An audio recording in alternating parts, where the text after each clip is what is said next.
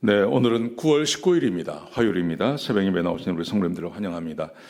말씀 나누기 전에 공동기도 제목으로 기도하는 시간 갖도록 하겠습니다. 홍석과 집사의 암을 치료해 주십시오. 배옥진 집사의 뇌졸중을 치료해 주십시오. 언어가 회복되고 오른쪽 팔다리에 힘이 생겨나도록 해 주십시오. 곽한나 집사를 치료해 주십시오. 권하다 집사가 다시 걷도록 해 주십시오. 이승학 성도의 뇌종양 치료가 잘 되게 해 주십시오. 권현민 형제를 치료해 주십시오. 김에브라임 형제가 신장 이식을 속히 받도록 해주십시오. 김시희 집사가 걷도록 해주십시오. 김수진 집사가 재발하지 않고 치유되게 해주십시오. 예수님의 이름으로 기도합니다. 아멘. 아멘. 오늘 본문의 말씀은 히브리서 10장 11절에서 25절입니다.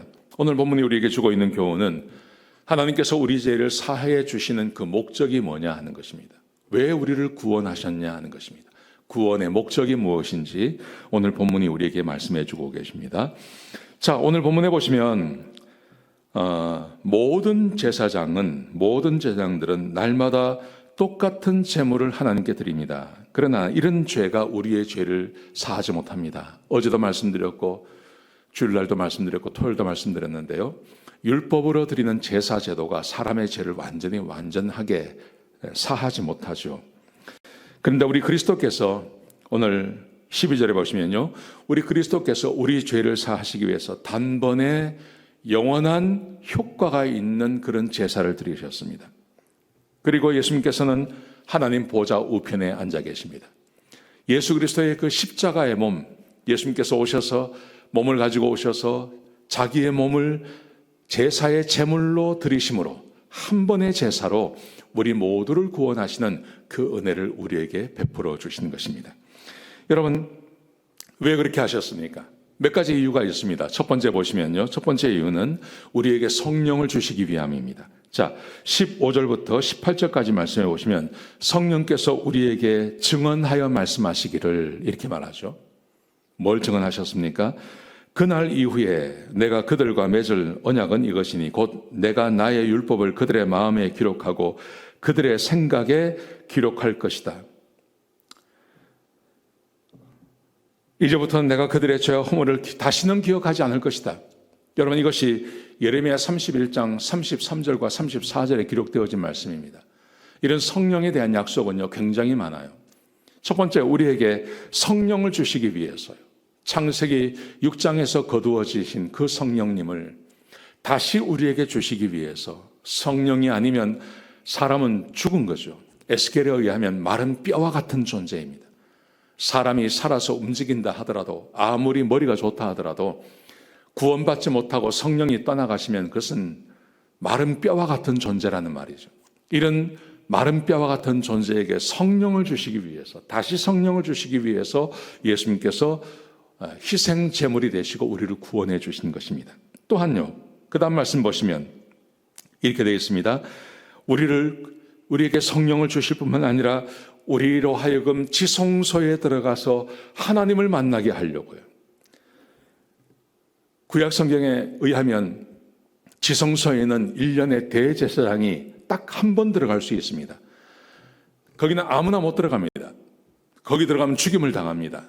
그런데 성령이 함께 하시고 그리고 내가 하나님의 백성이 되는 그 순간 우리는 언제든지 지성소 안에 들어가서 하나님을 만날 수 있는 그 은혜가 우리에게 열려지게 되는 것입니다. 여러분, 우리가 지성소가 어디 있습니까? 지성소는 다름 아닌 내가 성전이죠. 내 안에 성부와 성자와 성령이 함께 계십니다. 그래서 언제든지 하나님을 만날 수 있는 그 은혜가 우리에게 주어진 것입니다. 그래서 19절부터 22절까지 말씀해 보시면요. 지성소에 들어갈 수 있는데 우리는 악한 양심이 깨끗하여지고 정결하게 되어졌기 때문에 확고한 믿음과 진실한 마음으로 하나님 앞에 담대하게 나갈 수 있는 그 은혜를 우리에게 주신 것입니다. 여러분, 우리가 하나님을 찾아서 지성소로 들어갈 필요가 없습니다. 왜냐하면 하나님께서 내 안에 계시니까요. 성부와 성자와 성령께서 지금 성전된 내 안에 계시기 때문에 우리가 어딘가를 찾아갈 필요가 없는 것입니다. 내 안에 성령이 계십니다. 내 안에 성부 하나님 계십니다. 그래서 언제든지 그 성부 하나님과 교제할 수 있는 그 길이 지금 우리에게 열려져 있는 것입니다. 여러분, 이것이 우리를 구원하신 목적입니다. 구원의 목적입니다. 여러분, 구원의 목적이라는 것이 이렇게 성령님을 만나는 것으로 다 끝나는 걸까요? 아니죠. 거기서부터 한 걸음 더 나가서 이제는 내가 하나님의 말씀에 순종하며 살아가야 되죠. 그 순종이 뭡니까? 우리 예수님께서 이 땅에 오셔서 우리에게 새 계명을 주시지 않으셨습니까? 너희가 서로 사랑해라. 내가 너희를 사랑한 것처럼 너희가 서로 사랑해야 된다. 오늘 그 말씀이 오늘 본문 가운데 기록되어 있는 겁니다. 24절에 보시면 우리는 서로 사랑하고 선한 말을 하도록 피차 돌아보고 격려해야 됩니다. 서로 사랑하고 선한 일을 하도록 서로 피차 돌보는 것. 내가 구원받고 하나님의 백성이 되고 내가 언제든지 하나님을 만날 수 있는 그 지성소에 들어갈 수 있고 성령님이 나와 함께 하시는 이 놀라운 은혜를 주시는 것, 그 이유가 뭐냐 하는 것입니다. 서로 사랑하라는 거죠. 서로 사랑하라는 거죠.